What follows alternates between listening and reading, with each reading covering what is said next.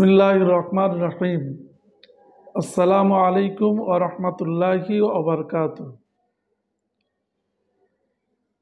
আমরা দাদা হুজুর পীর কেবলা রহমাতুল্লাহ আলাইহের তৃতীয় নাম্বার ওসিয়াত, তিনি যেটা তানার ভক্ত মুরিদ তথা বিশ্বের মুসলিম জাতির জন্য করেছিলেন, সেটা আপনাদের সামনে উপস্থাপন করব ইনশাআল্লাহ। তিনি বলেছেন, পুত্র কন্যাদিগকে দ্বীন ও ইলম শিক্ষা দেবেন, তার সঙ্গে দুনিয়ার যাবতীয় বৈধ হুনার, হিকমত, শিল্প ও ভাষা ও ইংরেজি, বাংলা ইত্যাদি শিক্ষা দেবেন, ও যাহাতে সর্বসাধারণ শিক্ষিত হইতে পারে তার জন্য ইসলামিক কলেজ, ইসলামিয়া মাদ্রাসা, জুনিয়র সিনিয়র মাদ্রাসা, মক্তব ইত্যাদি, মধ্যে মধ্যে দুই একটি হাদিস তফসির দাওরা খুলিয়া হাদিস শরীফ পড়ার সুবন্দোবস্ত করিয়া দিবেন এবং পাক কোরআন শরীফ তাজবিদ অনুযায়ী পড়িতে পারে তাহার সুব্যবস্থা করিয়া দিবেন। এই ৩ নম্বর ওসিয়াতের মধ্যে কয়েকটা বিষয় আমাদেরকে দেখতে হবে, বা কয়েকটা বিষয় তিনি বলেছেন। প্রথম নাম্বার হলো, কন্যাদিগকে, পুত্র এবং কন্যা উভয়কে দ্বীনে ইলম শিক্ষা দেওয়ার কথা বলেছেন। কারণ আমরা জানি রসুল পাক সাল্লাল্লাহু আলাইহি সাল্লাম বলেছেন, তলাবুল ইলমি ফরিদাতুন আলা কুল্লি মুসলিমিন ও মুসলিমাতিন, যে দ্বীনে ইলম মুসলমান নর এবং নারী, মুসলমান ছেলে এবং মেয়ে উভয়ের জন্য শিক্ষা করা হলো ফরজ। কতটা ফরজ ও বিষয়ে বলতে গেলে ভিডিওটা অনেক লম্বা হয়ে যাবে, সেই জন্য মেয়ে এবং ছেলে উভয়কে তিনি ইসলামের শিক্ষায় শিক্ষিত করতে বলেছেন, কোরআন এবং হাদিস এবং সুন্নাত শিক্ষায় শিক্ষিত করতে বলেছেন। তার সাথে সাথে তিনি যেটা বলেছেন যে দুনিয়ার সমস্ত শিক্ষা, সমস্ত ভাষা যতটা সম্ভব হবে, বিশেষ করে আপনার আমার যে মাতৃভাষা, তার উপরেও তিনি জোর দিয়েছেন। কারণ দেখেন, মাতৃভাষা যদি আপনি সঠিকভাবে না শেখেন, বা দুনিয়ার অন্য যে কোনো আরবি ছাড়া অন্যান্য যে ভাষা আছে, বিশেষ করে যেমন ইংরাজি, হিন্দি বা এসব ইন্টারন্যাশনাল ভাষা, এই ভাষাগুলো যতক্ষণ না আমরা নিজেদের ছেলে মেয়েদের সঠিকভাবে শিক্ষা দিতে পারবো, তারা দুনিয়াদারি করতে গেলে অনেক সমস্যার সম্মুখীন হবে। তার মানে একটাই কথা বোঝালো, যে যুগ যুগ উপযোগী যে শিক্ষাগুলো আছে, সমাজের মূল স্তরে আসতে গেলে যে শিক্ষাগুলো আমার আপনার প্রয়োজন, সেই শিক্ষাগুলো আপনার আমার ছেলে মেয়েদেরকে দিতে হবে।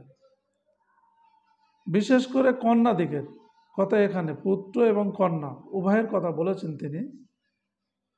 তো সবাইকে এই শিক্ষার আওতায় আনতে হবে। কারণ আমরা অনেকে জানি যে একটা মেয়ে ছেলে সে বেশি কিছু শিখতে পারে না, কারণ মাধ্যমিক, উচ্চ মাধ্যমিক পড়িয়ে তার আমরা বিবাহ ব্যবস্থা করে থাকি।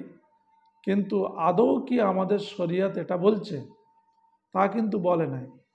শরিয়াত বলছে যে আপনি আপনার মেয়েকে, কন্যা সন্তানকে আপনি শিক্ষা দেবেন যতটা আপনার ক্ষমতা আছে, উচ্চ শিক্ষায় শিক্ষিত করতে পারেন, কোনো বাধা নেই।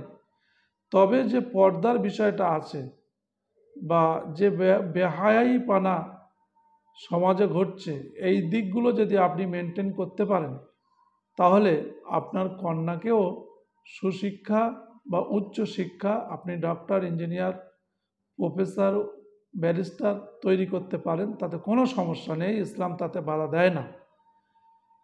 অনেকে ইসলামের দোহাই দিয়ে বাড়ির মেয়েদেরকে শিক্ষার উচ্চ শিখরে পৌঁছাতে চায় না, যদিও এটা ঠিক নয়।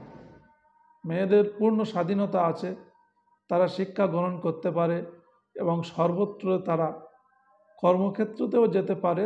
তবে তার একটা ইসলামের দায়রা, ইসলামের সীমাবদ্ধই থেকে। যাই বা হোক, দাদা হুজুর কেবলা যেটা দ্বিতীয় কথা বলছেন যে শিক্ষার সাথে সাথে হাতের কাজ শিখবেন।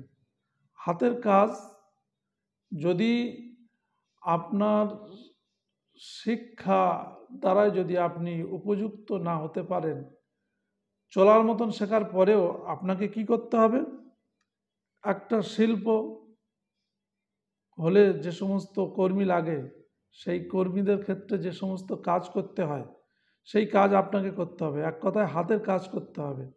কারণ দাদা হুজুর কেবলার দূরদর্শিতাটা কতটা তীক্ষ্ণ যে রসুল্লাহ সাল্লাহ সাল্লামের হাদিস তিনি মানে মাথায় রেখে আমার মনে হয় এই কথাই তিনি বলেছিলেন। রসুল্লাহ সাল্লাহ সাল্লামকে একসময় হজরতে রাফি ইবনে খাদিজ, হাদিসটা ঠিক এমনই, আন রাফি ইবনে খাদিজ রাদিয়াল্লাহু তাআলা আনহু ক্বালা কিলা ইয়া রাসূলুল্লাহ সাল্লাল্লাহু আলাইহি ওয়াসাল্লাম আইয়ুল কাসাবি আতিয়াবু ক্বালা আল আমালুর রাজুলু বিয়াদিহি। হজরত রাফি ইবনে খাদিজ রসুলকে জিজ্ঞাসা করলেন, ইয়া রাসূলুল্লাহ, সব থেকে কোন কামাইটা, কোন ইনকামটা হলো উত্তম বা পবিত্র? হুজুর বললেন যে মানুষ যেটা নিজে হাতে করে।